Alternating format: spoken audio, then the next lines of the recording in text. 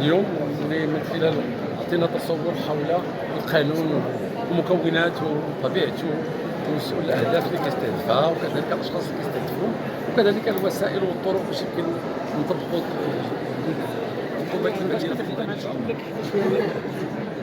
على كل اللقاء ديال اليوم كان لقاء مع اهل فاس حول موضوع العقوبات البديله اللي هو قانون الاضرار. داز في مجلس النواب، وبعد المصادقه على مجلس النواب غادي يمشي الان مجلس المستشار الاسبوع.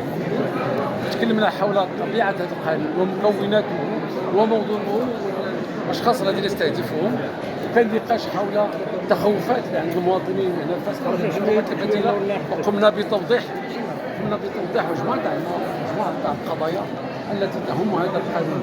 نتمنى ان نسد فكره على العقوبات البديله، علما انه قانون جديد وسيكون دافعا للحد من عقوبه السجن كعقوبه في جميع الجرائم. السيد الوزير،